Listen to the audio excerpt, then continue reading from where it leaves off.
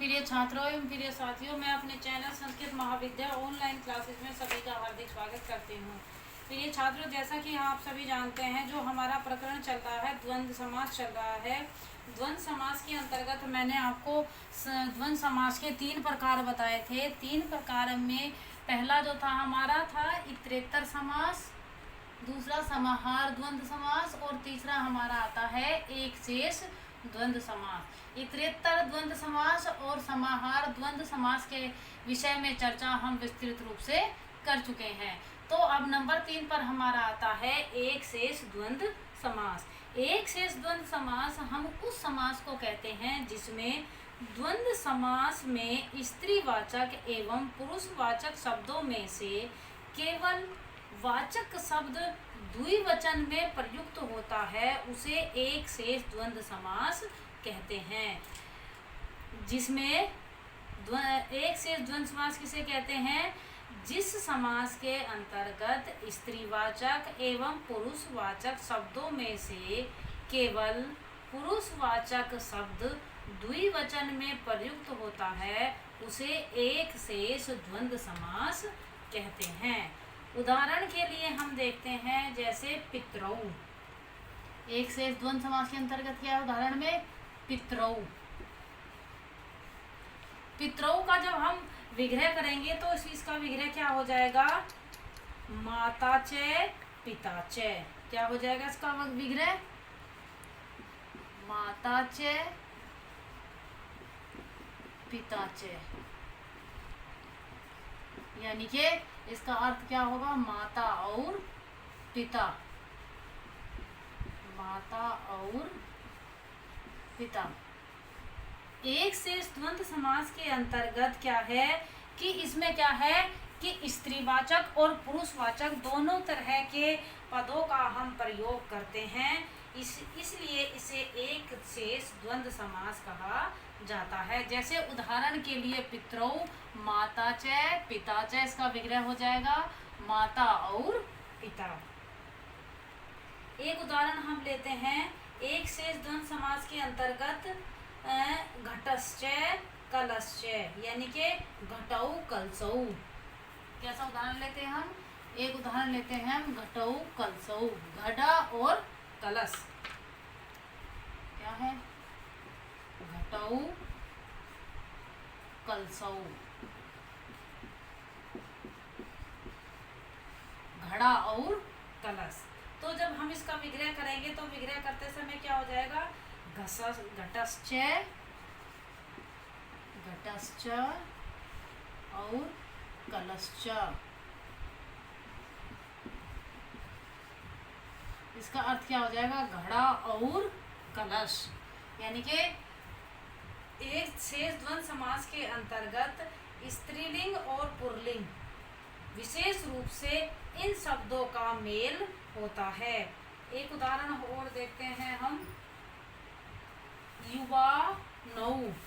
कौन सा? युवानौ। युवानौ। जब हम इसका विग्रह करेंगे तो क्या हो जाएगा? युवती च युवा च। क्या हो जाएगा इसका विग्रह? युवती च युवा च। क्योंकि एक शेष द्वंद्व समास की पहचान ही यही है कि इसमें स्त्रीलिंग और आपका पुल्लिंग दोनों प्रकार के पदों का प्रयोग किया जाता है। इसमें ऐसा नहीं है कि जब हम किसी का विग्रह करते हैं या हमारे सामने कोई ऐसा पद आता है जिसका हमें विग्रह करना होता है, उसमें स्त्रीलिंग का कोई वचन नहीं होता और पुल्लिंग का कोई स्पेशल वचन नहीं होता, बल्कि इसमें क्या है कि इसमें स्त्री और पुल्लिंग दोनों वचनों का प्रयोग किया जाता है। यानी कि दोनों लिंग होते हैं हमारे, स्त्रीलिंग भी और पुल्लिंग भी। एक उदाहरण और लेते हैं, हंसौ। हंसौ।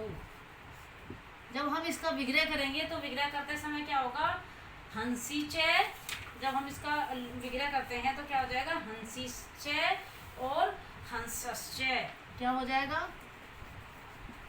हंसीश्च और हंसश्च। यानी कि हंस और हंसी। ऐसे मैंने आपको उदाहरण बताया पितरों का, माता और पिता। एक है हमारा उदाहरण, एक और देखते हैं हम इसमें उदाहरण, हरि हरऊ। एक उदाहरण और देखते हैं इसमें कि हरि हरऊ, शिव केशवऊ, हरि हरऊ, शिव केशवऊ।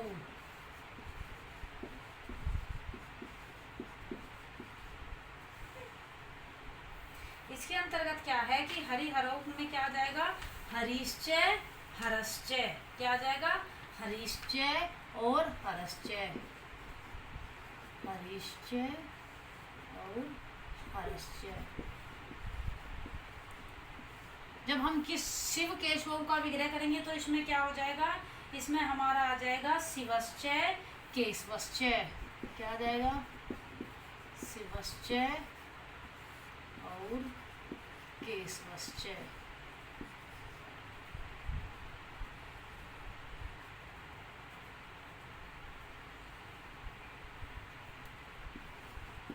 केशवश्चय, शिव और केशव। इस प्रकार से जो एक शेष द्वंद्व के मैंने आपको 3 प्रकार बता दिए, इतरेत्तर, समाहार और एक शेष द्वंद्व समास। तो इसके अंतर्गत हमें किस चीज का विशेष रूप से ध्यान रखना है, स्त्रीलिंग और पुल्लिंग का। क्योंकि जब एक शेष द्वंद्व समास आता है तो इसमें स्त्रीलिंग जब जो हमारे पद होते हैं यानी कि जिनका हम विग्रह करते हैं उसमें स्त्रीलिंग और पुल्लिंग का दोनों का ही समाहार होता है, यानी कि दोनों ही पद हमारे पास होते हैं।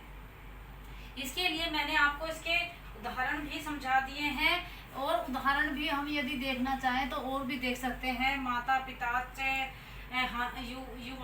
युवानौ युवती च, युवा च, और हंसौ हंसी च, हंसश्च। इसके साथ में और भी जैसे उदाहरण हम ले सकते हैं, गंगा यमुने, गंगा यमुने, क्योंकि इसमें दोनों ही पद हैं, गंगा भी और यमुना भी। जब हम इसका विग्रह करेंगे तो क्या हो जाएगा, गंगा च यमुना च। क्या हो जाएगा, गंगा च यमुना च। इस प्रकार से गंगा और यमुना। इस प्रकार से एक शेष द्वंद्व समास के अंतर्गत हमें लिंगों पर और उनके पदों पर विशेष रूप से ध्यान रखना है। तो छात्रों, आज जो हमारा प्रकरण चल रहा था समास प्रकरण, आज समास प्रकरण के मैंने आपको 5 प्रकार बताए थे संस्कृत के अंतर्गत। कौन कौन से, केवल समास, अव्ययभाव समास, बहुव्रीहि समास और द्वंद्व समास। इन 5 प्रकारों के विषय में हम विस्तृत रूप से चर्चा कर चुके हैं। तो छात्रों, इससे संबंधित समासों से संबंधित जितनी भी समाज की वीडियो बनी है उनमें आप देख सकते हैं। उनसे संबंधित कोई भी समस्या आपके सामने आती है तो आप मुझे नीचे कमेंट बॉक्स में लिख सकते हैं। तो छात्रों, आप मेरे चैनल को लाइक और सब्सक्राइब करना ना भूलें। साथ ही सब्सक्राइबर के बराबर में जो बेल आइकन यानी कि घंटी का निशान बना हुआ है उसे भी दबाना ना भूलें, जिससे नेक्स्ट आने वाली वीडियो का नोटिफिकेशन आपको मिलता रहे। धन्यवाद।